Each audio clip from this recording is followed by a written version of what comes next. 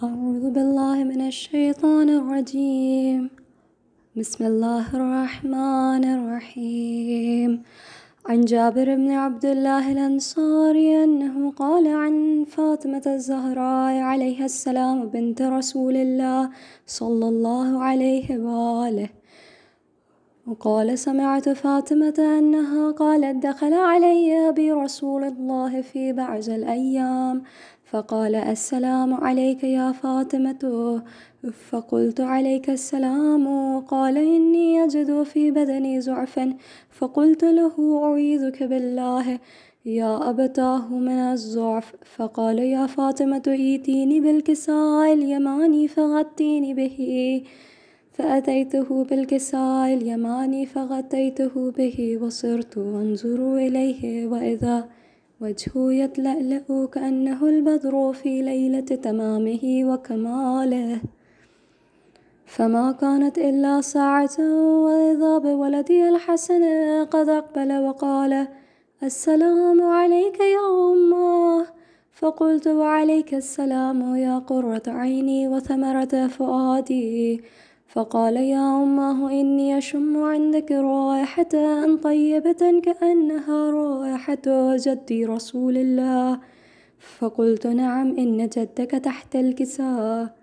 فأقبل الحسن نحو الكساء وقال: السلام عليك يا جداه يا رسول الله، أتأذن لي أن أدخل معك تحت الكساء؟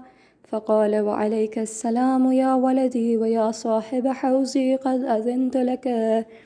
فدخل معه تحت الكساء فما كانت إلا ساعة وإذا بولدي الحسين قد أقبل وقال: السلام عليك يا أمه. فقلت: وعليك السلام يا ولدي ويا قرة عيني وثمرة فؤادي. فقال لي: يا أماه، إني أشم عندك رائحة طيبة كأنها رائحة جدي رسول الله صلى الله عليه وآله. فقلت: نعم، إن جدك وأخاك تحت الكساء. فدنا الحسين نحو الكساء وقال: السلام عليك يا جداه، السلام عليك يا من اختاره الله، أتأذن لي أن أكون معكما تحت الكساء؟ فقال: وعليك السلام يا ولدي ويا شافع أمتي، قد أذنت لك. فدخل معهما تحت الكساء. فأقبل عند ذلك أبو الحسن علي بن أبي طالب وقال: السلام عليك يا بنت رسول الله. فقلت: وعليك السلام يا أبا الحسن ويا أمير المؤمنين. فقال: يا فاطمة، إني أشم عندك رائحة طيبة كأنها رائحة أخي وابن عمي رسول الله. فقلت: نعم، ها هو مع ولديك تحت الكساء. فأقبل علي نحو الكساء وقال: السلام عليك يا رسول الله، أتأذن لي أن أكون معكم تحت الكساء؟ قال له: عليك السلام يا أخي ويا وصي وخليفتي وصاحب اللواء، قد أذنت لك. فدخل علي تحت الكساء ثم أتيت نحو الكساء وقلت: السلام عليك يا أبتاه يا رسول الله، أتأذن لي أن أكون معكم تحت الكساء؟ فقال: وعليك السلام يا بنتي ويا بضعتي، قد أذنت لك. فدخلت تحت الكساء وأومأ بيده اليمنى إلى السماء وقال: اللهم إن هؤلاء أهل بيتي وخاصتي وحامتي، لحمهم لحمي ودمهم دمي، يؤلمني ما يؤلمهم ويحزنني ما يحزنهم. أنا حرب لمن حاربهم وسلم لمن سالمهم وعدو لمن عاداهم ومحب لمن أحبهم. إنهم مني وأنا منهم، فاجعل صلواتك وبركاتك ورحمتك وغفرانك ورزوانك علي وعليهم، وأذهب عنهم الرجس وطهرهم تطهيرا. فقال الله عز وجل: يا ملائكتي ويا سكان سماواتي، إني ما خلقت سماء مبنية ولا أرضا مدحية ولا قمرا منيرا ولا شمسا مضيا ولا فلكا يدور ولا بحرا يجري ولا فلكا يسري إلا في محبة هؤلاء الخمسة الذين هم تحت الكساء. فقال الأمين جبرائيل: يا رب ومن تحت الكساء؟ فقال عز وجل: هم أهل بيت النبوة ومعدن الرسالة، هم فاطمة وأبوها وبعلها وبنوها. فقال جبرائيل: يا رب أتأذن لي أن أهبط إلى الأرض لأكون معهم سادسا؟ فقال الله: نعم، قد أذنت لك. فهبط الأمين جبرائيل وقال: السلام عليك يا رسول الله. العلي الأعلى يقرئك السلام ويخصك بالتحية والإكرام ويقول لك: بعزتي وجلالي إني ما خلقت سماء مبنية ولا أرضا مدحية ولا قمرا منيرا ولا شمسا مضيا ولا فلكا يدور ولا بحر يجري ولا فلك يسري إلا لأجلكم ومحبتكم، وقد أذن لي أن أدخل معكم، فهل تأذن لي يا رسول الله؟ فقال رسول الله: وعليك السلام يا أمين وحي الله، إنه نعم قد أذنت لك. فدخل أمين جبرائيل معنا تحت الكساء، فقال لأبي: إن الله قد أوحى إليكم يقول: إنما يريد الله ليذهب عنكم الرجس أهل البيت ويطهركم تطهيرا. فقال علي لأبي: يا رسول الله، أخبرني ما لجلوسنا هذا تحت الكساء من الفضل عند الله. فقال النبي: والذي بعثني بالحق نبيا واصطفاني بالرسالة نجيا، ما ذكر خبرنا هذا في محفل من محافل أهل الأرض وفيه جمع من شيعتنا ومحبينا إلا ونزلت عليهم الرحمة وحفت بهم الملائكة واستغفرت لهم إلى أن يتفرقوا. فقال علي: إذا والله فزنا وفاز شيعتنا ورب الكعبة. فقال النبي ثانيا: يا علي، والذي بعثني بالحق نبيا واصطفاني بالرسالة نجيا، ما ذكر خبرنا هذا في محفل من محافل أهل الأرض وفيه جمع من شيعتنا ومحبينا وفيهم مهموم إلا وفرج الله همه ولا مغموم إلا وكشف الله غمه ولا طالب حاجة إلا وقضى الله حاجته. فقال علي: إذا والله فزنا وسعدنا وكذلك شيعتنا فازوا وسعدوا في الدنيا والآخرة ورب الكعبة.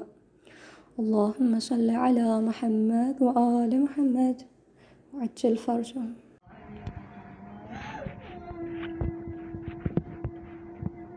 میرے لال کہاں ہو، میرے لال کہاں ہو، میرے لال کہاں ہو، میرے لال کہاں؟ ہائے جنگل کا وہ سناٹا، وہ پرہال فضا اور ایسے میں کسی دکھ بھرے دل کی وہ صدا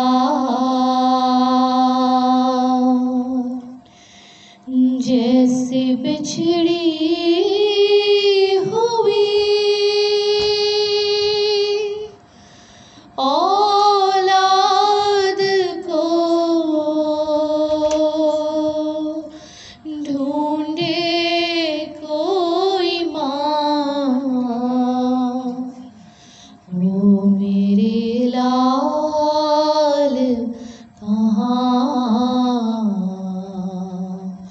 وہ میرے لال کہاں. تم گئے جب سے عجب حال ہے بیٹا میرا، کوئی صورت سے نہیں قلب سنبھلتا میرا، گود اجڑی ہے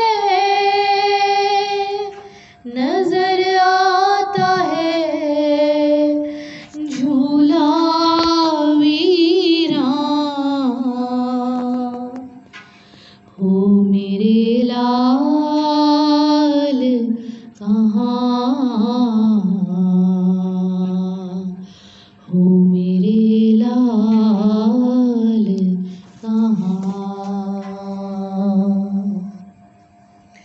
کس کی آغوش ہے اس بن میں بسائی بیٹا، نیند کس طرح سے مجھے چھوڑ کے آئی بیٹا، ماں کو بھی پاس بلا لو وہیں سوتے ہو کہاں، ہو میرے لال کہاں،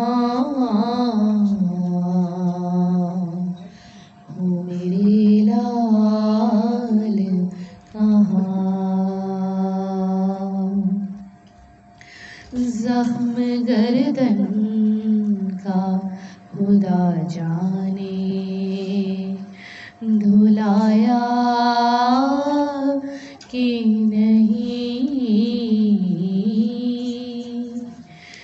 جسم سے خون بھرا کرتا وہ اتارا کہ نہیں،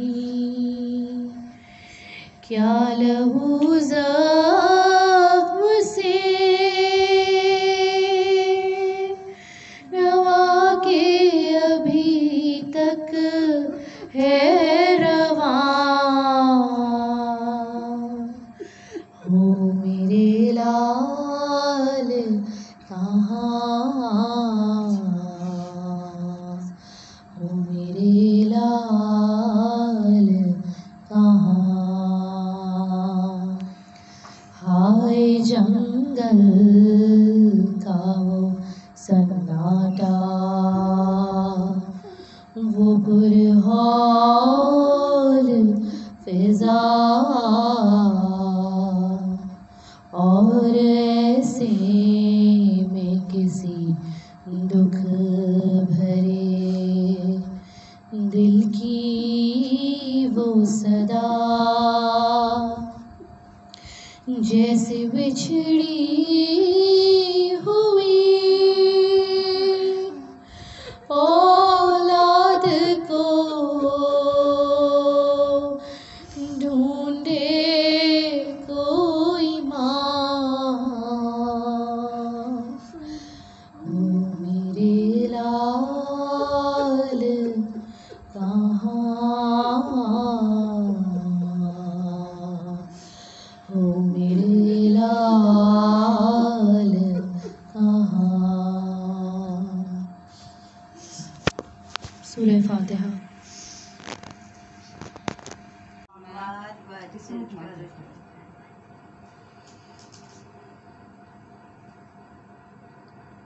دودھ شربت مجھے لا دو مادر،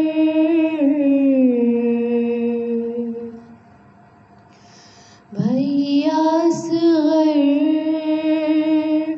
کی کلیا بھروں گی، رو رو کہتی تھی اصغر کی خواہر،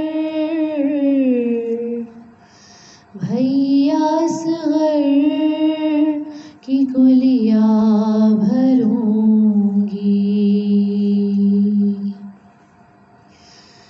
ظالموں نے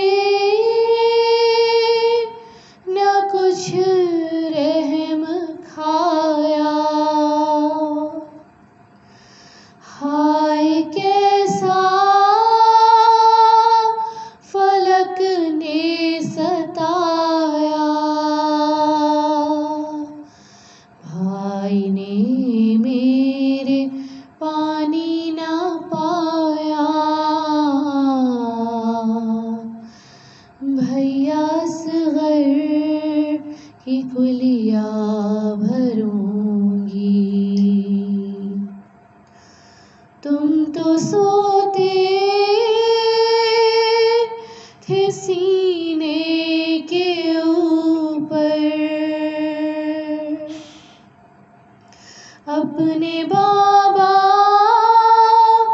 کے اے بھائی اصغر،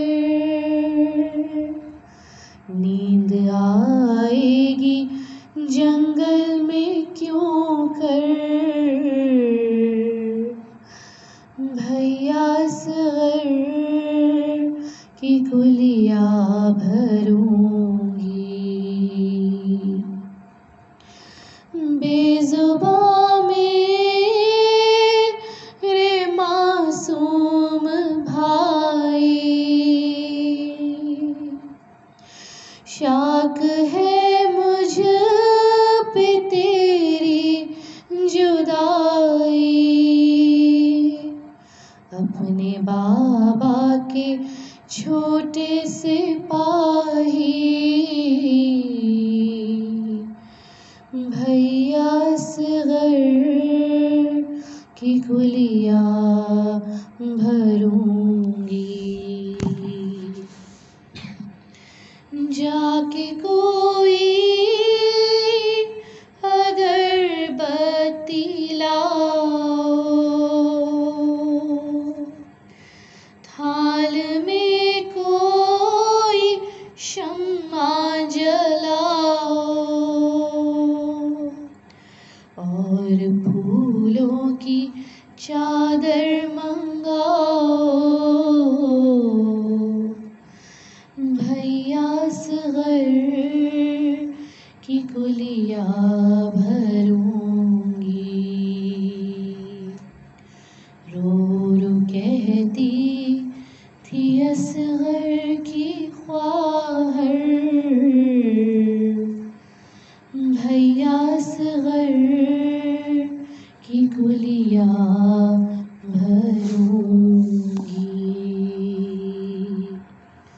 دودھ شربت مجھے لا دو مادر،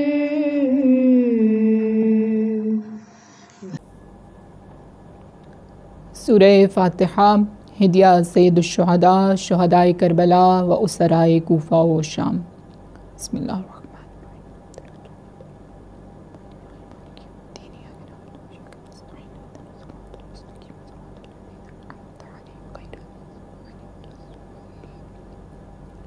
برائے تعجیل ظہور امام زمان عجل اللہ تعالی فرجہ الشریف، آپ جہاں جہاں تشریف فرما ہیں ایک مرتبہ درود سے اپنی زبانوں کو معطر کیجیے گا۔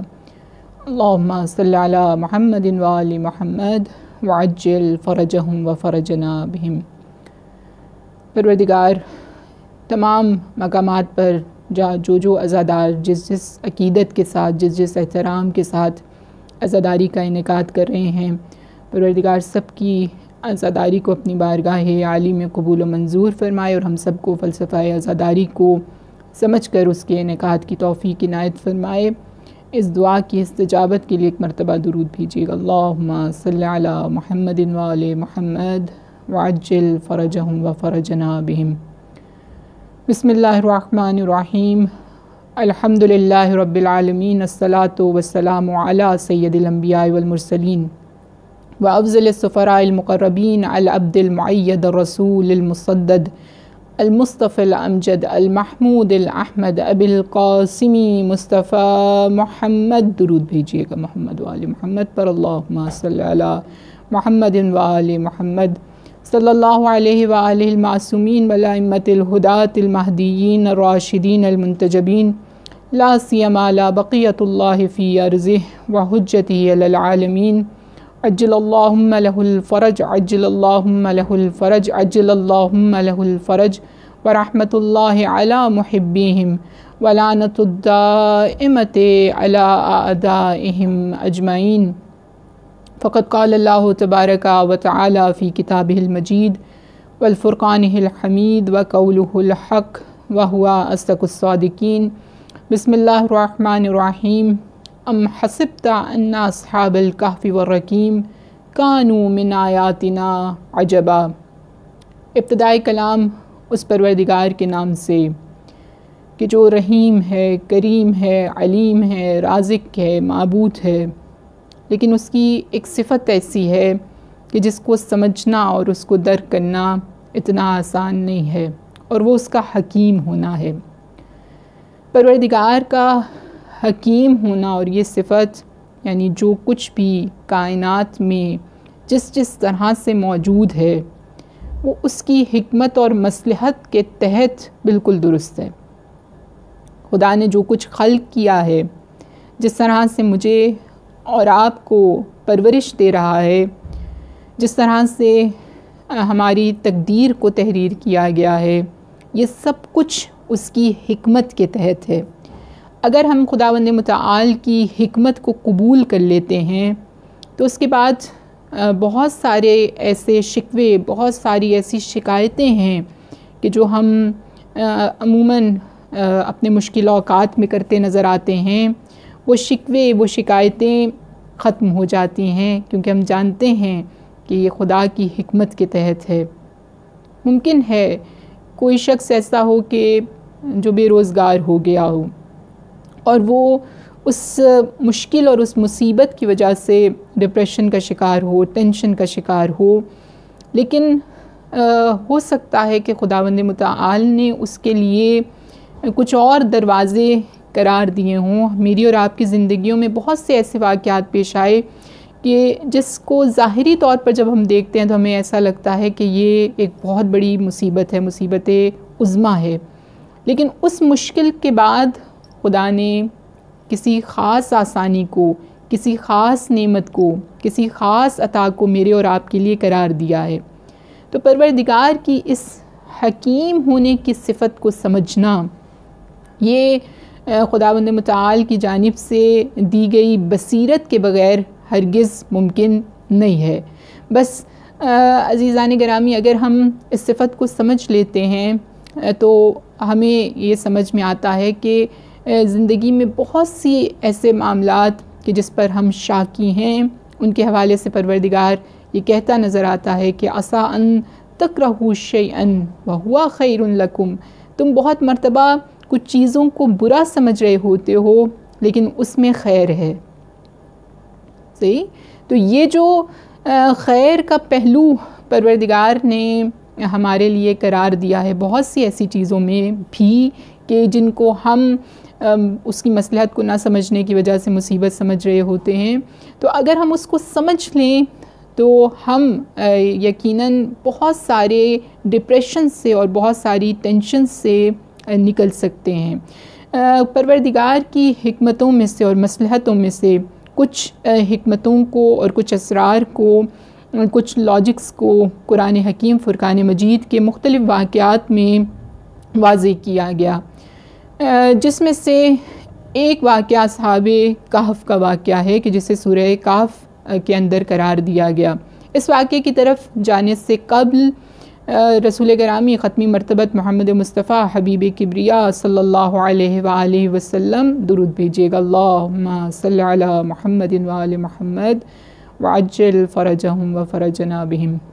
آپ کی ایک روایت کو آپ کے سامنے نقل کرنا چاہوں گی کہ آپ ارشاد فرماتے ہیں کہ کیا میں تمہیں کوئی ایسا سورہ تعلیم نہ دوں، اپنے اصحاب سے ارشاد فرمائیں کہ جس سورہ کی فضیلت یہ ہے کہ جب اس کو نازل کیا گیا تو 70,000 فرشتے اس کی نگرانی پر مامور تھے اور اس کی عظمت سے زمین اور آسمان مامور تھے۔ صحابہ نے عرض کیا کہ یا رسول اللہ بتائیے وہ کون سا سورہ ہے؟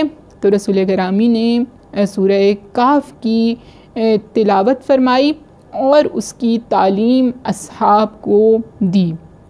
پھر آپ نے یہ بھی ارشاد فرمایا کہ سورہ کہف جو شخص بھی روز جمعہ اس کی تلاوت کرتا ہے تو وہ اگلے روز جمعہ تک تمام گناہوں سے محفوظ رہتا ہے، اور بعض روایات کے اندر یہ بھی ملتا ہے کہ وہ دجال کے فتنوں سے محفوظ رہتا ہے۔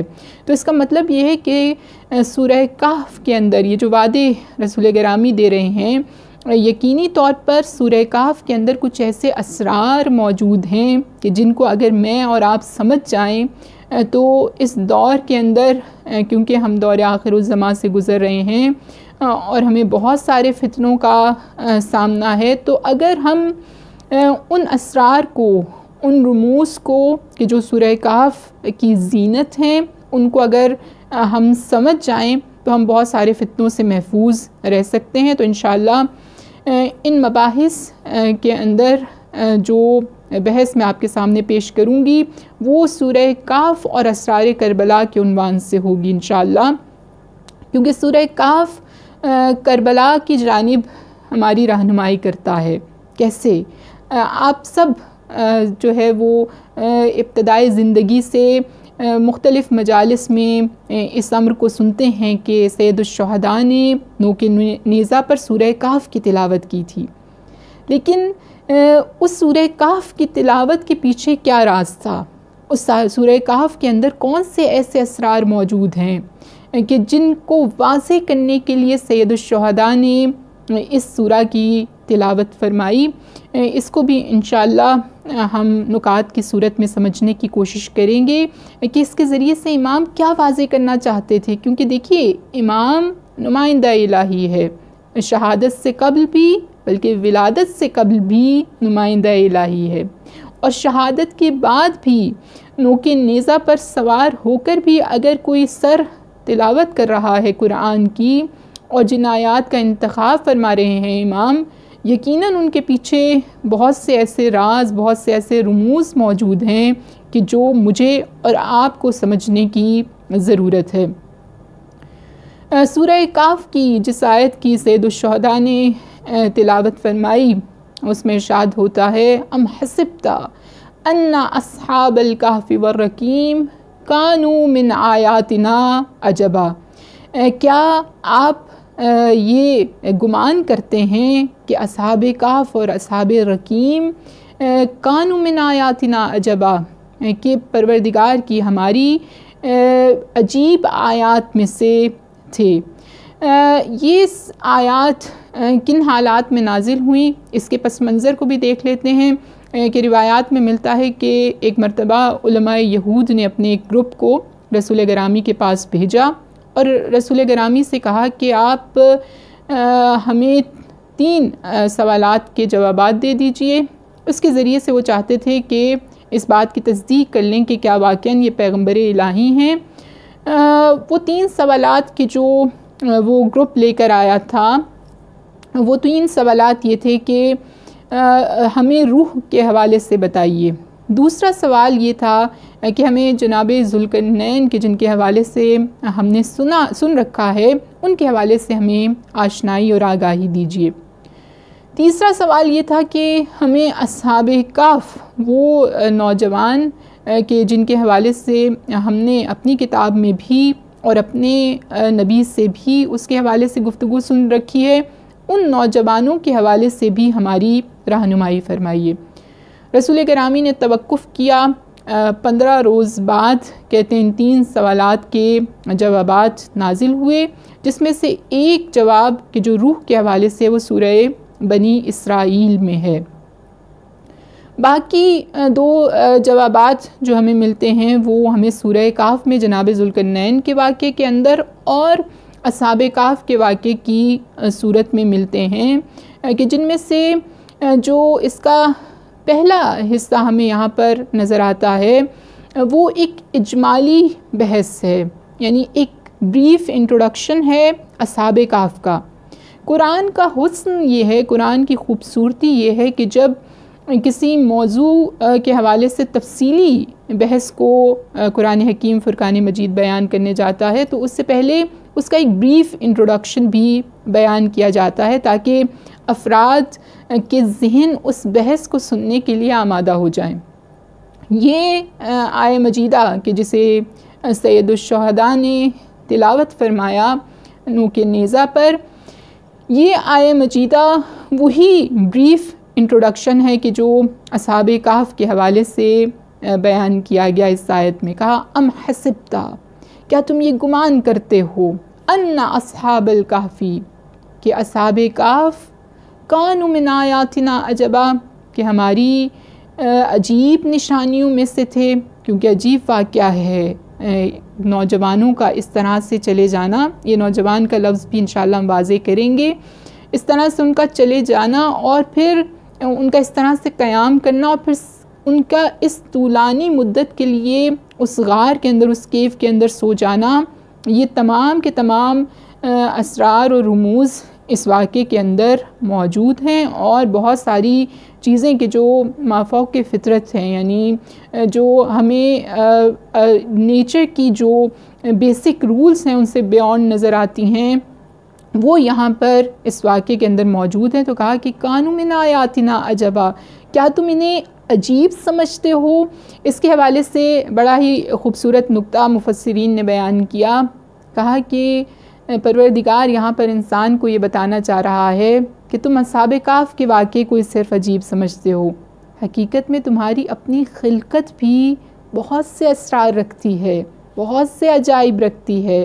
تمہارا اپنا نظام کہ جو تمہارے وجود کو چلا رہا ہے، اگر کچھ رگیں کہ جو متحرک ہیں ان میں سے کوئی ایک رگ بھی چلنا بند ہو جائے تو تمہارے لیے زندگی گزارنا مشکل ہو جاتا ہے۔ تو یہ تمام کے تمام اسرار جو تمہارے اپنے وجود میں ایک کائنات کی صورت میں موجود ہیں، یہ سب کے سب عجیب ہیں، یہ خدا کی نشانیاں ہیں، یہ خدا کے اسرار ہیں کہ جو پروردگار نے ذات انسانی میں قرار دیے ہیں۔ اور پھر خود کائنات کے اندر اگر ہم سائنس ان یونیورس کی بات کریں تو کائنات کے اندر کتنی پروردگار کی نشانیاں موجود ہیں کہ جنہیں پروردگار نے بکھیر رکھا ہے۔ خود درختوں کے پتوں کے رنگ کی حکمت سے لے کر پانی کے رنگ اور آسمان کے رنگ کے پیچھے موجود اسرار، یہ سب کچھ پروردگار کے وہ اسرار اور وہ عجائب ہیں کہ جن کے ذریعے سے ہم اس کی خالقیت کی عظمت کو اور اس کے مقام کو سمجھ سکتے ہیں۔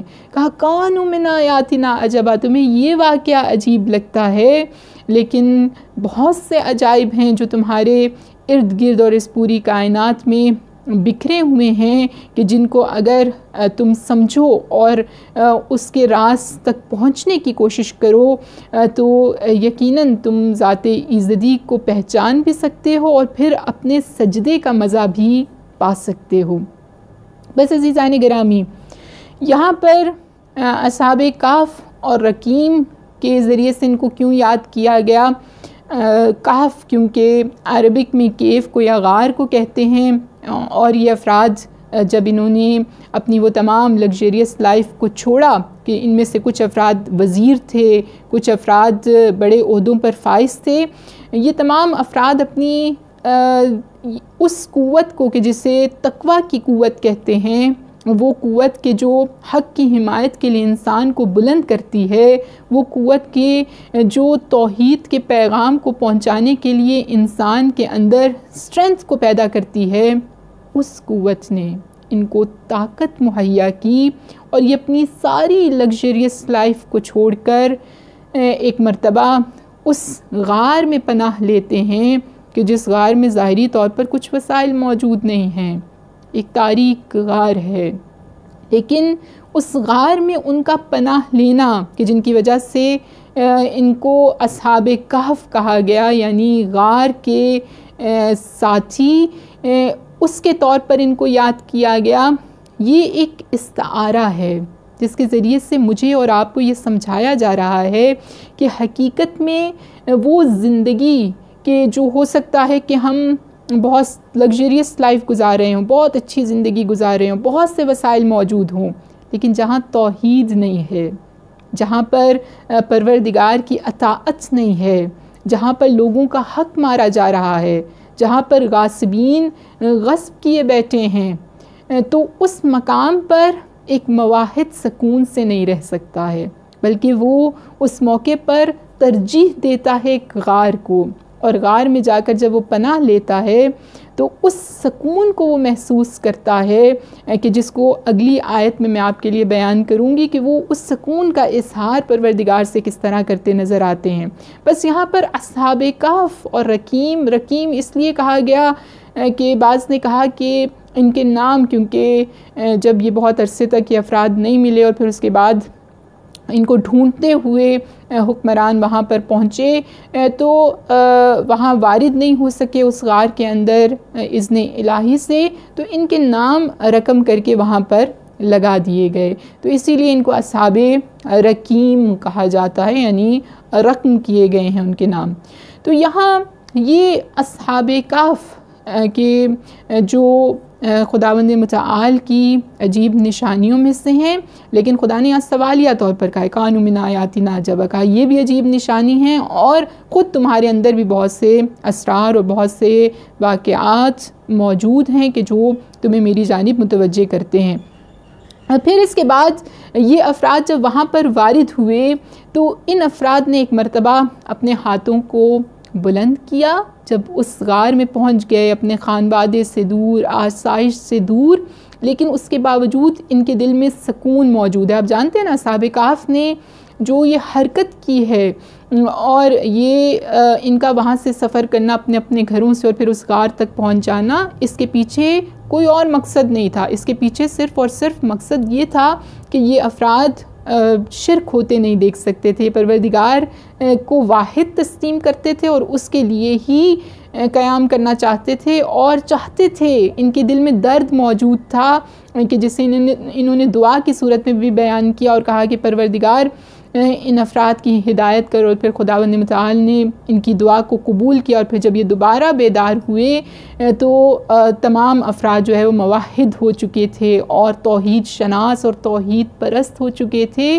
اس دعا کی استجابت میں بھی جو چیز ہمیں نظر آتی ہے وہ یہ کہ اگر انسان صدق کے دل سے، ہو سکتا ہے ابھی آپ کو حالات سازگار نظر نہ آتے ہوں، ہو سکتا ہے آپ کو لگتا ہو کہ شاید ہم کوئی کار خیر کریں تو وہ کسی نتیجے تک نہ پہنچے، نہیں، پروردگار نے اصحاب کہف کے واقعے کے اندر اس کو واضح کیا کہ اگر تم کار خیر کے لیے قدم اٹھاتے ہو تو ممکن ہے 100 سال 200 سال بعد نہیں، لیکن تمہارا وہ خلوص محفوظ رہ جائے گا، اور پھر اس خلوص کا نتیجہ تمہیں ملے گا، چاہے کتنے ہی سال گزر جائیں، لیکن وہ بارگاہ عزتی میں محفوظ ہے۔ اسی لیے تو ہم دیکھتے ہیں کہ سید الشہداء نے یہ جو قیام کیا ہے، آج 1400 سال گزر جانے کے باوجود، اس سے زیادہ کا عرصہ گزر جانے کے باوجود بھی اس کی تاثیر آپ دیکھ رہے ہیں، اس کی حرارت آپ دیکھ رہے ہیں، اس کے حوالے سے وہ جو معرفت آپ کے دلوں میں ہے، وہ جو محبت آپ کے دلوں میں ہے اور جو بڑھتی چلی جا رہی ہے، اور ان مجالس کے ذریعے سے کہ جسے سید الشہداء گویا گلوبلی دیکھنا چاہتے ہیں کہ ہر شخص تک یہ پیغام پہنچے، تو یہ سب کچھ کیوں ہے؟ کیونکہ سید الشہداء کے قیام میں اخلاص موجود تھا، ذات عزتی کے لیے وہ قیام کیا گیا تھا۔ ذاتی طور پر آپ کو نظر آ رہا تھا کہ آپ جب حرکت کریں گے اور وہاں پر پہنچیں گے تو وہ افراد تیار ہیں، ان کی تلواریں بے نیام ہیں، ان کے نیزے تیار ہیں، لیکن اس کے باوجود بھی سید الشہداء نے ہمت نہیں ہاری اور قیام کیا، اور اس کے نتیجے کو رہتی دنیا تک ہم دیکھیں گے، کیونکہ وہ اخلاص کا اوج، وہ اخلاص کی انتہا تھی، اس لیے وہ خلوص کا نتیجہ ہے کہ یہ ہمیشہ باقی رہے گا، ذکر سید الشہداء، ذکر ابا عبداللہ۔ بس عزیزان گرامی، یہاں پر یہ افراد جب اس غار میں پہنچ جاتے ہیں تو قرآن حکیم فرقان مجید ان سے پروردگار کے تعلق کو اور ربط کو یہاں واضح کرنا چاہتا ہے۔ کہ از اول فتیا الکاف، کا جب یہ جوان اس غار میں پہنچ گئے تو ایک مرتبہ انہوں نے ہاتھوں کو اٹھایا اور کہا فقالوا ربنا آتنا من لدنک رحمہ وہیئ لنا من امرنا رشدا، کہا پروردگار عالم، فقالوا ربنا آتنا، پروردگار تو ہمیں عطا کر۔ ربنا کا یہ جو لفظ ہے نا، یہ بڑا خوبصورت ہے۔ آپ دعائے کمیل میں بھی ربی ربی کی ندا کو بلند کرتے ہیں، اسی طرح بہت سارے مقامات پر خود پروردگار یہ کہنا کہ پروردگار تو میری پرورش کرنے والا ہے، یہ خود پروردگار کی محبت اور رحمت کو حاصل کرنے کا ایک ذریعہ ہے۔ یعنی ہم یہ کہہ رہے ہیں کہ پروردگار اگر تو میری پرورش نہ کرے، اگر تو میری تربیت نہ کرے، اگر تو مجھے رزق نہ دے تو میں جی نہیں سکتا ہوں، تو میرا رب ہے۔ جب یہ کہہ کر کوئی بندہ اپنے پروردگار کو پکارتا ہے تو وہاں سے جواب ضرور آتا ہے، لیکن اس کے ساتھ جب یہ اٹیچ کر دیا جاتا ہے جو عربک میں یا ہے یا نا کی صورت میں ہے، یعنی میرا رب یا ہمارا رب، ہمارا پروردگار، اس کا مطلب ہے کہ ہم مزید محبت کو پروردگار کی حاصل کرنے کے لیے اس جملے کو کہہ رہے ہیں، اور خدا کی رحمت مزید جوش میں آتی ہے۔ جس طرح سے کوئی بچہ اگر اپنی ماں کے پاس جا کر یہ کہتا ہے آپ میری والدہ ہیں، آپ میری ماما ہیں، تو وہ جب اس بات کو سنتی ہے والدہ تو ان کی محبت جو ہے وہ مزید معجزن ہوتی ہے۔ جس طرح سے آپ خود دیکھیے کہ سید الشہداء اور امام حسن علیہ السلام کے حوالے سے جس طرح بارہا ملتا ہے کہ جناب فاطمۃ الزہرا آپ کو ابنی کہہ کر پکارتی تھی، یعنی میرا بیٹا، اور جب وہاں سے جواب آتا تھا تو جواب میں کہا جاتا تھا امی، ہماری والدہ، میری والدہ۔ تو اس محبت کو معجزن کرنے کا ایک طریقہ یہ ہے کہ آپ یہاں پر پروردگار کو یہ کہتے ہیں کہ میرا پروردگار، اے میرے رب، میں تجھے اون کر رہا ہوں۔ یہ جملہ شاید آپ کو عجیب لگے، لیکن حقیقت میں ایسا ہی ہے۔ خدا ہمیں اون کرتا ہے، خدا ہمیں ایک مخلوق کی صورت میں، گرچہ اس کی بہت سی مخلوقات ہیں، نہ ہی وہ ہمارا محتاج ہے، کسی بھی اعتبار سے اسے ہماری ضرورت نہیں ہے، لیکن اس کے باوجود بھی وہ ہماری پرورش کرتا ہے، ہم سے محبت کرتا ہے، لیکن بہت سارے مقامات پر ہم اسے فراموش کر دیتے ہیں، اور دوسرے الفاظ میں کہا جائے تو سخت ہے، لیکن شاید ہم اس کو اون نہیں کرتے ہیں۔ تو یہ جو ربنا کہا، یہ ان کی محبت، بصیرت اور معرفت کا اظہار ہے کہ جو انہوں نے یہاں پر بیان کیا۔ کہا فقالوا ربنا آتنا من لدنک رحمہ، پروردگار ہمیں اپنی جانب سے رحمت عطا کر۔ یہاں پر تفسیر کے اندر اس عربی کو جب کھولا گیا تو کہا من لدنک سے مراد یہ ہے کہ پروردگار تیری جانب سے۔ اس کا مطلب یہ ہے کہ یہ افراد صرف ذات ایزدی سے لو لگائے بیٹھے تھے، یہ افراد صرف رحمت کو اس سے طلب کر رہے تھے۔ کہ من لدنکا، اس کیفیت میں انسان کسی سے اگر کچھ طلب کر رہا ہے اور کہتا ہے من لدنکا یعنی صرف تمہاری جانب سے، یہ وہ کیفیت ہوتی ہے جس میں باقی تمام چیزوں سے اور باقی تمام افراد سے امیدیں ختم ہو چکی ہوتی ہیں، اور انسان صرف ایک ذات کی جانب متوجہ ہوتا ہے۔ من لدنکا رحمہ، پروردگار تو ہم پر رحمت کرے گا تو ہمیں کامیابی ملے گی، پروردگار تو ہم پر رحمت کرے گا تو ہمیں رزق ملے گا، تو ہم پر رحمت کرے گا تو ہمارے لیے یہ عزاداری وسیلہ نجات بنے گی، تو ہم پر رحمت کرے گا تو اہل بیت ہم پر نگاہیں عنایت کریں گے، تو ہم پر رحمت کرے گا تو ہم اس دنیا کے اندر سرفراز اور آخرت کے اندر کامیاب ہو سکیں گے۔ من لدنک رحمہ، یعنی جب بھی آپ کسی مقصد کے لیے، یہاں ایک اور میسج جو ہمیں ملتا ہے وہ یہ کہ جب بھی آپ کسی مقصد کے لیے قیام کرتے ہیں تو کبھی یہ مت سوچئے کہ صرف آپ کا قیام کر دینا ہی کفایت کرتا ہے، نہیں، کوشش کے ساتھ توسل ضروری ہے۔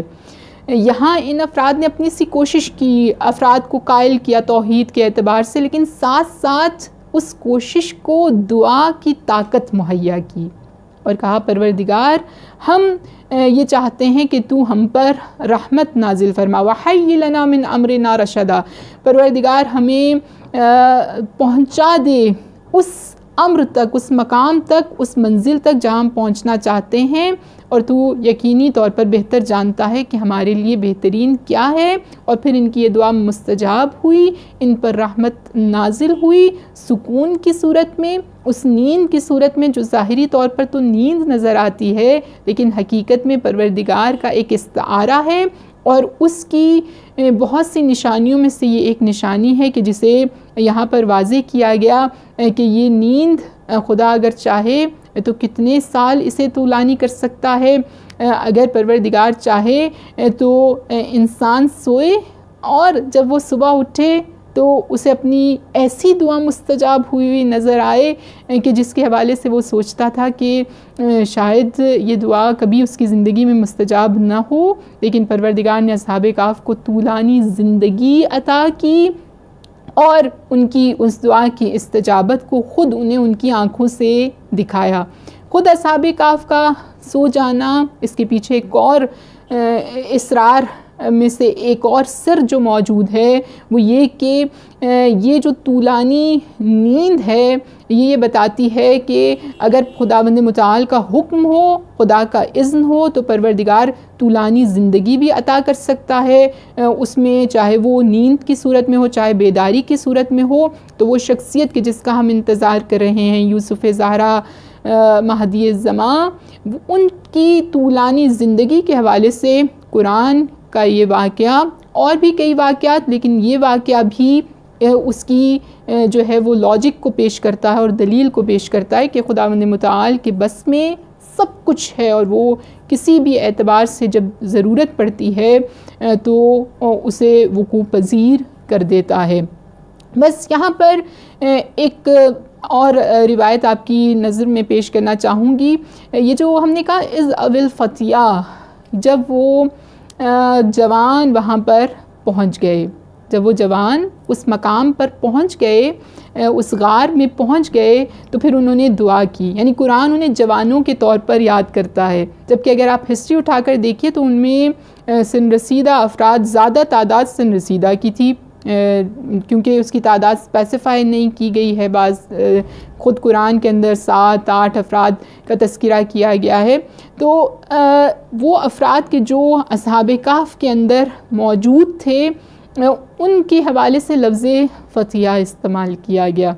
تو یہ جو فتیہ کا لفظ ہے، جوان کا لفظ، آخر کیوں یہ استعمال کیا گیا؟ حالانکہ ہم ایک خاص سن کے لیے کہتے ہیں کہ یہ ٹین ایجر ہے، ایک خاص سن کے لیے کہتے ہیں کہ یہ یوتھ کا حصہ ہے، ایک خاص سن کے لیے کہتے ہیں کہ یہ ادھیڑ عمر ہے، یہ اولڈ ہے۔ یہ تمام جو ہماری ڈویژن ہے، اس کا مطلب ہے کہ وہ ڈویژن پروردگار کی اس ڈویژن سے کہ جس کی طرف میں اب آپ کی توجہ دلانا چاہ رہی ہوں یا قرآن کی آیت توجہ دلانا چاہ رہی ہے، اس سے مختلف ہے۔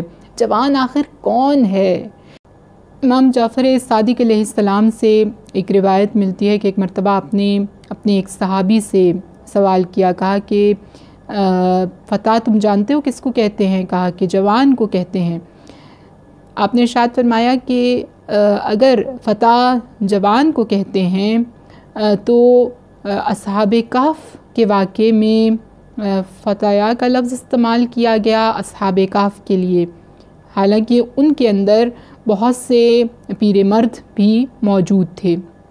تو آخر ایسی کیا وجہ ہے کہ جس کی وجہ سے یہ فتایا کا لفظ استعمال کیا گیا؟ تو کہا کہ مولا مجھے نہیں معلوم، آپ بیان فرمائیے۔ تو امام نے ارشاد فرمایا کہ من اتقى اللہ، کا جو خدا کا تقوی اختیار کرتا ہے، وآمن باللہ، اور پروردگار پر ایمان لے کر آتا ہے، هو الفتح، وہی جوان ہے۔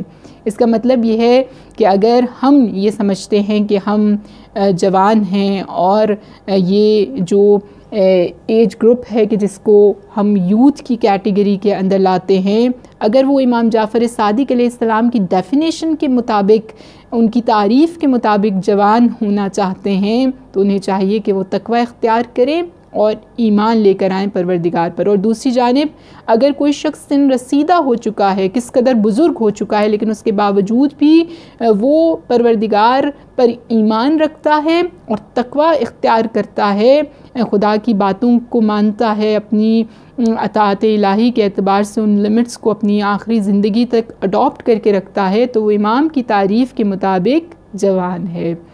تو یہیں سے یہ بات ہمیں سمجھ میں آتی ہے کہ اسی لیے واقعہ کربلا کے اندر اگر ہم دیکھیں تو ہمیں کوئی بھی بوڑھا نظر نہیں آتا۔ سن کے اعتبار سے حبیب ابن مظاہر موجود ہیں، لیکن قوت اور توانائی اور تقوی کی بلندی اس قدر ہے کہ وہ بھی جوان ہیں، فتح ہیں۔ اسی طرح سے یہ بات بھی ہماری سمجھ میں آتی ہے کہ جب ہم ایمان اور تقوی رکھنے والے شخص کو امام کی ڈیفینیشن کے مطابق جوان کہتے ہیں، فتح کہتے ہیں، تو وہ شخصیت کہ جو صرف مومن نہیں ہے بلکہ امیر المؤمنین ہے، وہ شخصیت کہ جو صرف متقی نہیں ہیں بلکہ سید المتقین ہیں، ان کا حق یہ ہے کہ ان کے بارے میں یہ کہا جائے کہ لا فتح، کوئی جوان نہیں ہے الا علی، مگر علی۔ عجیب بات ہے، آپ جانتے ہیں جب یہ جملہ کہا گیا اور امام علی علیہ السلام کی اس فضیلت کو بیان کیا گیا تو بڑی عجیب بات تھی، وہاں کتنے جوان موجود تھے، کہا لیکن لا فتح کا کوئی جوان نہیں ہے الا علی، مگر علی۔ لا سیف الا ذوالفقار، کوئی تلوار نہیں ہے مگر ذوالفقار۔ تو کربلا کے میدان میں ہمیں بہت سے ایسے کردار نظر آتے ہیں کہ جو سن و سال کی قید سے بالا تر اپنی نوجوانی کے ان مظاہر کو اور ان کارناموں کو کرتے نظر آتے ہیں کہ جنہیں کوئی فراموش نہیں کر سکتا۔ انہی شخصیات میں سے ایک شخصیت جناب علی اصغر کی شخصیت ہے، وہ بچہ کہ جو آغوش پدر میں موجود ہے، وہ 6 ماہ کہ جو جب میدان کربلا میں جب وارد ہوئے سید الشہداء اس فرزند کو لے کر، تو کہتے ہیں کہ ایک عجیب کیفیت تھی، جناب علی اصغر آغوش پدر میں ہمک رہے تھے۔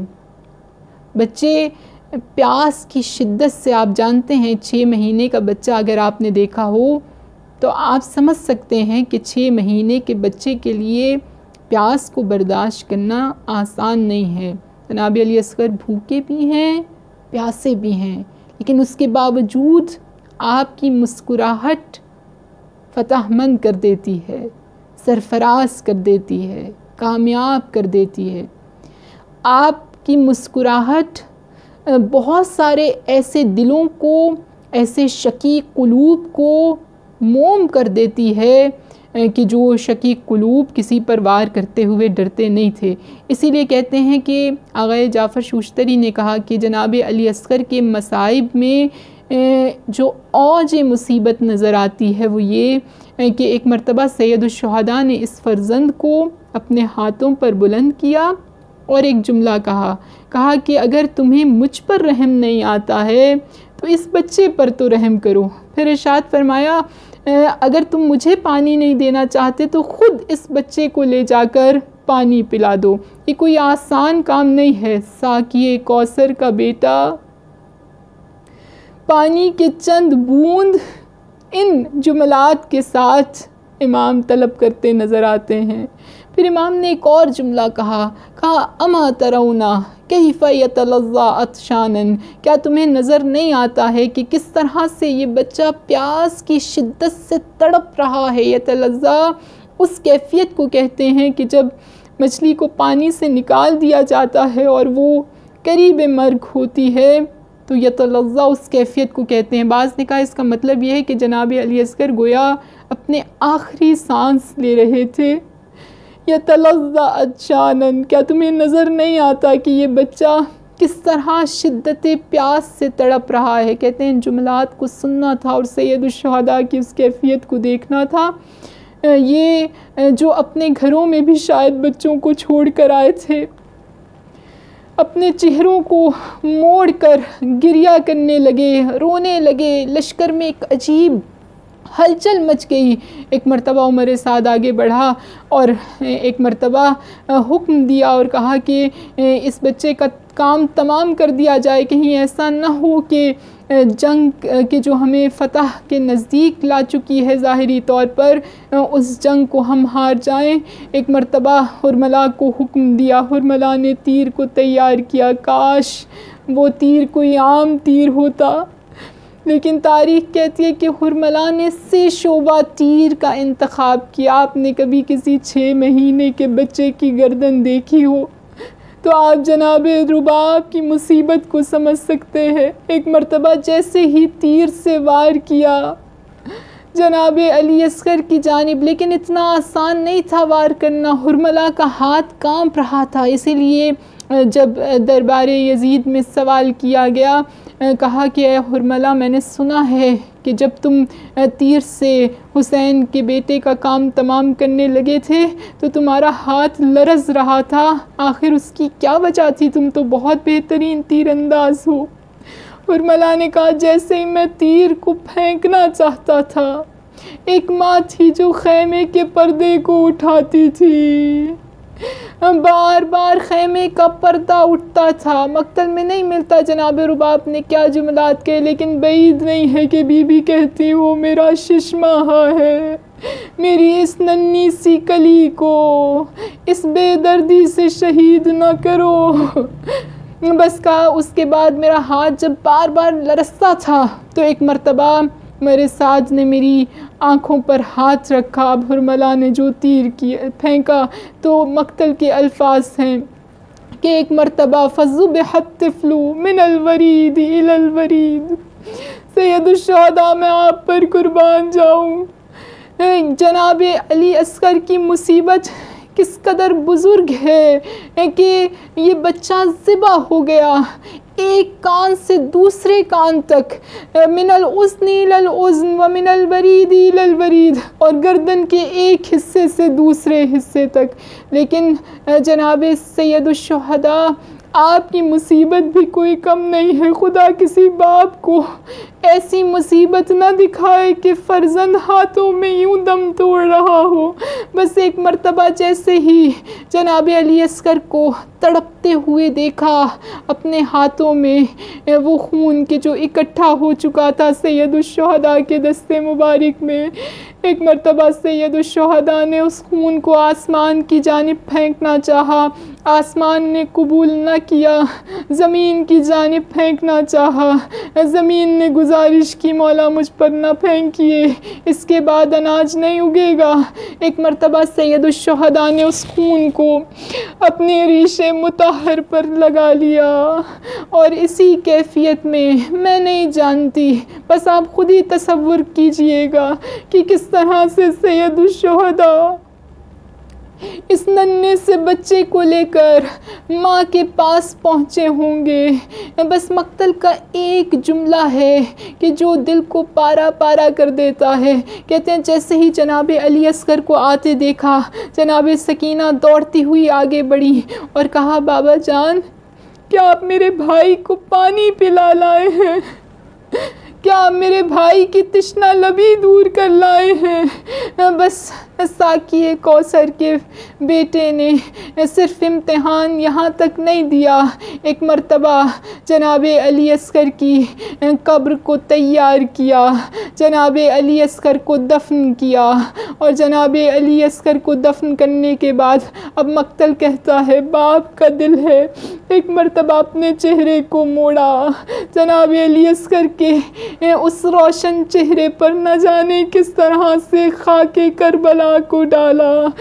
قبر بنا چکے، لیکن کاش قبر کی صورت میں یہ حفاظت ہو جاتی، لیکن تاریخ یہ کہتی ہے ایسا نہیں ہوا، بلکہ جب شام غریبہ آئی تو ایک مرتبہ لعینوں نے ندا بلند کی، ایک سر کم ہے، بس اس ندا کا بلند ہونا تھا۔ خدا کرے رباب یہ منظر نہ دیکھ رہی ہو جب پورے کربلا کے میدان میں وہ نوکے نیزہ کو چبھاتے جاتے تھے اور اس بچے کی تلاش جاری تھی، یہاں تک کہ اب جو نیزے کو وارد کیا تو نیزہ تنہا نہیں آیا بلکہ ایک ننھا سا وجود اس سے منسلک اور متصل نظر آیا۔ ان للہ و انا الیہ راجعون، رضا بقضائہ و تسلیما لامرہ۔ پروردگار ہم نے باب الحوائج کے غم میں گریہ کیا ہے، پروردگار ہم نے حسین کے علی اصغر کو یاد کیا ہے، پروردگار جن جن افراد نے ان مصائب کو سنا ہے اور گریہ کیا ہے، جتنے عزادار اس غم میں گریہ کنا رہتے ہیں، پروردگار انہیں کوئی غم نہ دینا سوائے غم حسین کے۔ پروردگار محمد و آل محمد کی عظمتوں کے صدقے سے ہماری معرفت میں، ہماری بصیرت میں اضافہ فرمانا۔ پروردگار ہمیں اسرار کربلا اور پیغام کربلا کو سمجھ کر اس عزاداری کا انعقاد کرنے کی توفیق نصیب فرمانا۔ پروردگار جتنے افراد مریض ہیں ان کو شفائے کاملہ اور عاجلہ کے ساتھ طول عمر بابرکت نصیب فرمانا۔ جتنے افراد نے دعاؤں کے لیے کہا ہے سب کی دعاؤں کو اپنی بارگاہ میں مستجاب فرمانا۔ اس وقت کی کربلا پر نگاہ عنایت، نگاہ رأفت، نگاہ رحمت فرمانا۔ دنیا کے جس جس حصے میں افراد تڑپ رہے ہیں، چاہے وہ بیروت میں ہوں، فلسطین میں ہوں، اسی طرح سے نائجیریا میں، یمن میں، کشمیر میں، خود پاکستان کے مختلف علاقوں میں جو افراد مظلومیت کا شکار ہیں، پروردگار تمام افراد پر نگاہ عنایت فرمانا۔ پروردگار جتنے بھی دشمنان اسلام ہیں اگر قابل ہدایت ہیں تو ان کی ہدایت فرمانا، اور اگر قابل ہدایت نہیں ہیں تو انہیں نیست و نابود فرمانا، ان کی سازشوں کو انہی کی جانب پلٹ دینا۔ پروردگار محمد و آل محمد کی عظمتوں کے صدقے سے ہمارے گناہان کبیرہ اور صغیرہ کو معاف فرما دینا۔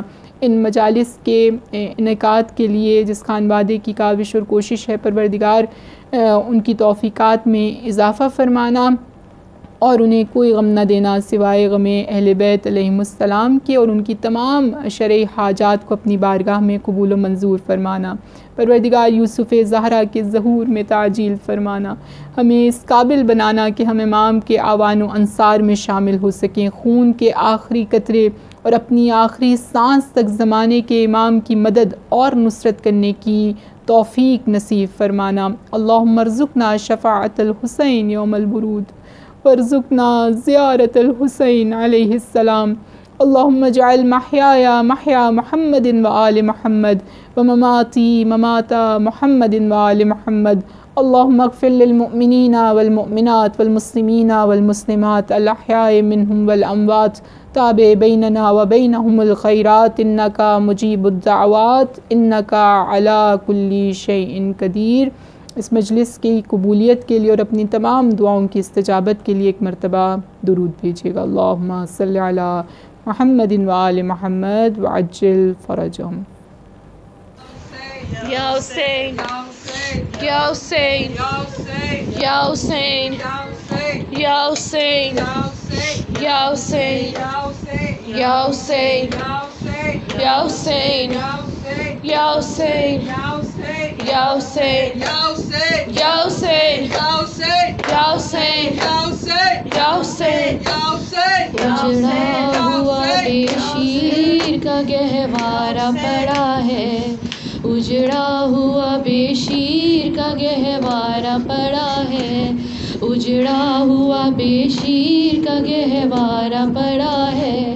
اصغر کے لیے ماں کا گریبان پھٹا ہے، اصغر کے لیے ماں کا گریبان پھٹا ہے، اجڑا ہوا بے شیر کا گہوارہ پڑا ہے، اصغر کے لیے ماں کا گریبان پھٹا ہے، اجڑا ہوا بے شیر کا گہوارہ پڑا ہے، اصغر کے لیے ماں کا گریبان پھٹا ہے، اجڑا ہوا بے شیر کا گہوارہ پڑا ہے، اصغر کے لیے ماں کا گریبان پھٹا ہے، اجڑا ہوا بے شیر کا گہوارہ پڑا ہے، اصغر کے لیے ماں کا گریبان پھٹا۔ اے کرب و بلا میری امانت سے خبردار، اے کرب و بلا میری امانت سے خبردار، پردیس میں یہ پہل پہل ماں سے جدا ہے، پردیس میں یہ پہل ماں سے جدا ہے، اجڑا ہوا بے شیر کا گہوارہ پڑا ہے، اصغر کے لیے ماں کا گریبان پھٹا ہے، اجڑا ہوا بے شیر کا گہوارہ پڑا ہے، اصغر کے لیے ماں کا گریبان۔ پردیس میں پہلے پہل اے گھر سے کبھی باہر جسے میں نے نہ نکالا، گھر سے جسے باہر کبھی میں نے نہ نکالا، وہ چاند میرا ریت کے میدان میں پڑا ہے، وہ چاند میرا ریت کے میدان میں پڑا ہے، اجڑا ہوا بے شیر کا گہوارہ پڑا ہے، اصغر کے لیے ماں کا گریبان پھٹا ہے، اجڑا ہوا بے شیر کا گہوارہ پڑا ہے، اصغر کے لیے ماں کا گریبان پھٹا ہے۔ اے قبر رکھا آرام سے بے شیر کو میرے، اے قبر رکھا آرام سے بے شیر کو میرے، دکھ جائے نہ زخمی میرے بچے کا گلا ہے، دکھ جائے نہ زخمی میرے بچے کا گلا ہے، اجڑا ہوا بے شیر کا گہوارہ پڑا ہے، اصغر کے لیے ماں کا گریبان پھٹا ہے، اجڑا ہوا بے شیر کا گہوارہ پڑا ہے، اصغر کے لیے ماں کا گریبان پھٹا ہے۔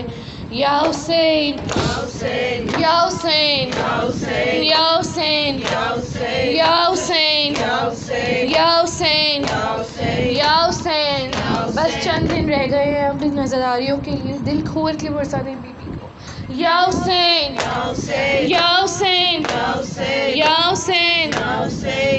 آئی بازاروں میں زینب، آئی بازاروں میں زینب، آئی بازاروں میں زینب، آئی بازاروں میں زینب، آئی بازاروں میں زینب، آئی بازاروں میں زینب، پردہ دنیا کو سکھانے والی آئی بازاروں میں زینب، پردہ دنیا کو سکھانے والی آئی بازاروں میں زینب، گھر سے باہر بھی نہ آنے والی، گھر سے باہر بھی نہ آنے والی آئی بازاروں میں زینب، پردہ دنیا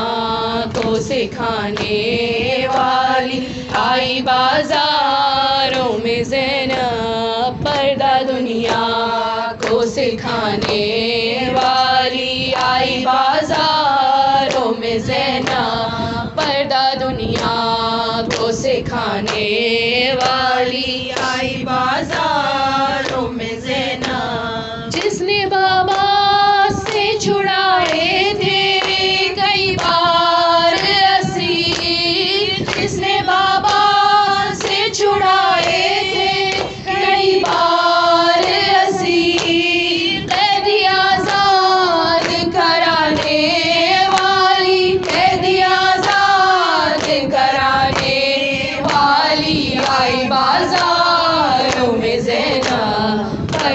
دنیا کو سکھانے والی آئی بازاروں میں زینب، پردہ دنیا کو سکھانے والی آئی بازاروں میں زینب، جلد خیموں سے اٹھا لائی عباس کے بعد، جلد خیموں سے اٹھا لائی عباس کے بعد، علیہ بیت کو بچانے والی، علیہ بیت کو بچانے والی آئی بازاروں میں زینب، پردہ دنیا کو سکھانے والی آئی بازاروں میں زینب، پردہ دنیا کو سکھانے والی آئی بازاروں میں زینب، دین کی خاطر یہ بی بی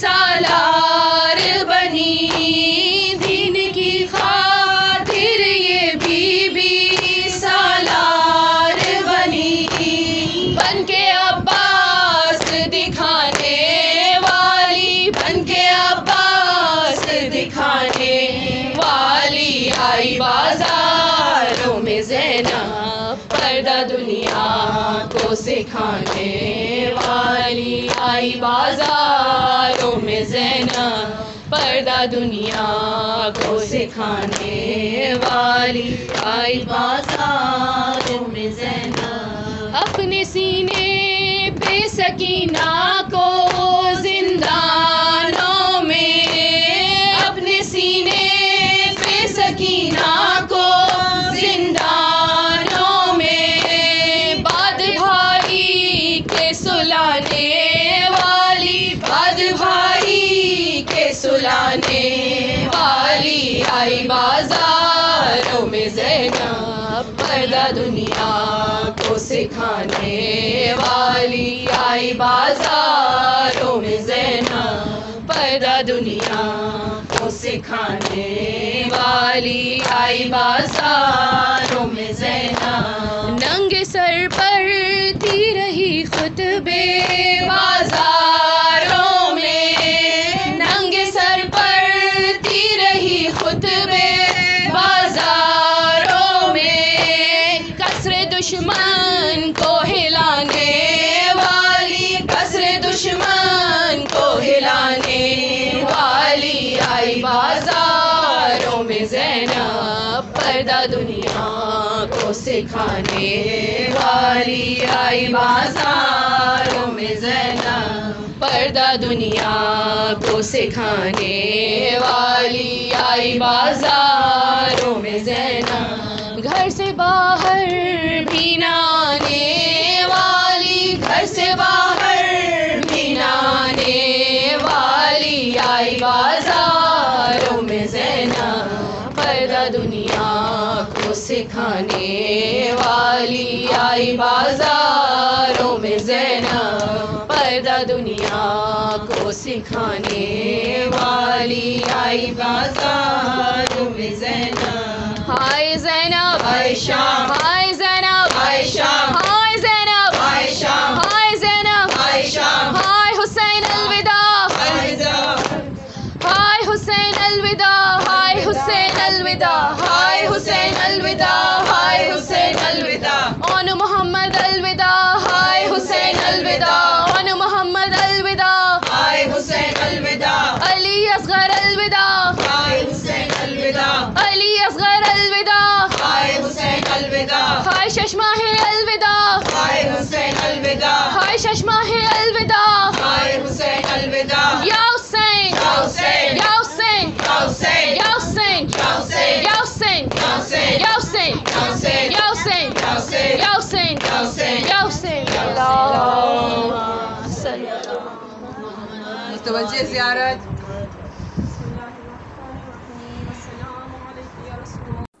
اعوذ باللہ من الشیطان الرجیم، بسم اللہ الرحمن الرحیم، السلام علیک یا ابا عبداللہ، السلام علیک یا ابن رسول اللہ، السلام علیک یا ابن امیر المؤمنین و ابن سید الوصیین، السلام علیکہ یا ابن فاطمۃ سیدۃ نساء العالمین. السلام علیکہ یا طار اللہ وابن ثارہ والوتر الموتور. السلام علیکہ وعلی الارواح التي حلت بفنائک علیکم منی جمیعا سلام اللہ ابدا ما بقیت وبقی اللیل والنہار. یا ابا عبداللہ لقد عظمت الرزیۃ وجلت وعظمت المصیبۃ بک علینا وعلی جمیع اہل الاسلام وجلت وعظمت مصیبتک فی السماوات علی جمیع اہل السماوات.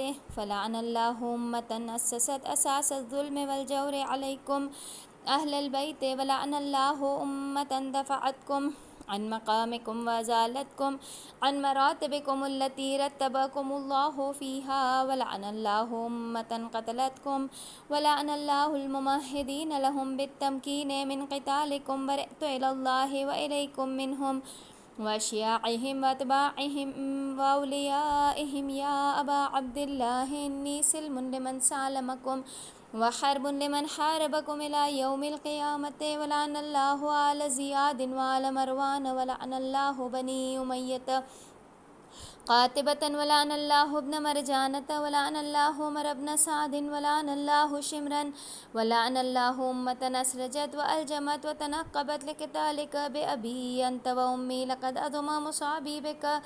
فأسأل اللہ الذی اکرم مقامک واکرمنی ان یرزقنی طلب ثارک مع امام منصور من اہل بیت محمد صلی اللہ علیہ وآلہ. اللہم اجعلنی عندک وجیہا بالحسین علیہ السلام فی الدنیا والآخرۃ. یا ابا عبداللہ انی اتقرب الی اللہ وإلی رسولہ وإلی امیر المؤمنین وإلی فاطمۃ وإلی الحسن وإلیک بموالاتک وبالبراءۃ ممن اسس اساس ذلک وبنى علیہ بنیانہ وجرى فی ظلمہ وجورہ علیکم وعلى أشياعكم. برئت إلى الله وإليكم منهم وأتقرب إلى الله ثم إليكم بموالاتكم وموالاة وليكم وبالبراءة من أعدائكم والناصبين لكم الحرب وبالبراءة من أشياعهم وأتباعهم. إني سلم لمن سالمكم وحرب لمن حاربكم وولي لمن والاكم وعدو لمن عاداكم. فأسأل الله الذي أكرمني بمعرفتكم ومعرفة أوليائكم ورزقني البراءة من أعدائكم أن يجعلني معكم في الدنيا والآخرة وأن يثبت لي عندكم قدم صدق في الدنيا والآخرة. وأسأله أن يبلغني المقام المحمود لكم عند الله وأن يرزقني طلب ثاري مع إمام هدى ظاهر ناطق بالحق منكم. وأسأل الله بحقكم وبالشأن الذي لكم عنده أن يعطيني بمصابي بكم أفضل ما يعطي مصابا بمصيبته مصيبة ما أعظمها وأعظم رزيتها في الإسلام وفي جميع أهل السماوات والأرض. اللهم اجعلني في مقامي هذا ممن تناله منك صلوات ورحمة ومغفرة. اللهم اجعل محياي محيا محمد وآل محمد ومماتي ممات محمد وآل محمد. اللهم إن هذا يوم تبركت به بنو أمية وابن عاقلة الأكباد اللعين ابن اللعين على لسانك ولسان نبيك صلى الله عليه وآله في كل موطن وموقف وقف فيه نبيك صلى الله عليه وآله. اللهم العن أبا سفيان ومعاوية ويزيد بن معاوية عليهم منك اللعنة أبد الآبدين. وهذا يوم فرحت به آل زياد وآل مروان بقتلهم الحسين صلوات الله عليه. اللهم فضاعف عليهم اللعن منك والعذاب الأليم. اللهم إني أتقرب إليك في هذا اليوم وفي موقفي هذا وأيام حياتي بالبراءة منهم واللعنة عليهم وبالموالاة لنبيك وآل نبيك عليه وعليهم السلام. اللهم صل على محمد وآل محمد وأجل فرجهم. اللهم العن أول ظالم ظلم حق محمد وآل محمد وآخر تابع له على ذلك. اللهم العن الإصابة التي جاهدت الحسين عليه السلام وشايعت وبايعت وتابعت على قتله. اللهم العنهم جميعا. السلام عليك يا أبا عبد الله وعلى الأرواح التي حلت بفنائك. عليك مني سلام الله أبدا ما بقيت وبقي الليل والنهار ولا جعله الله آخر العهد مني لزيارتكم.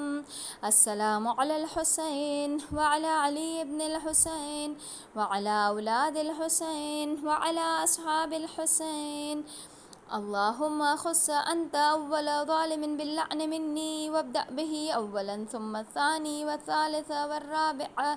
اللهم العن يزيد خامسا والعن عبيد الله بن زياد وابن مرجانة وعمر بن سعد وشمرا وآل أبي سفيان وآل زياد وآل مروان إلى يوم القيامة. سجدہ. اللهم لك الحمد حمد الشاكرين لك على مصابهم. الحمد لله على عظيم رزيتي. اللهم ارزقني شفاعة الحسين عليه السلام يوم الورود وثبت لي قدم صدق عندك مع الحسين وأصحاب الحسين الذين بذلوا مهجهم دون الحسين عليه السلام. اللهم صل على محمد وآل محمد وأجل فرجهم.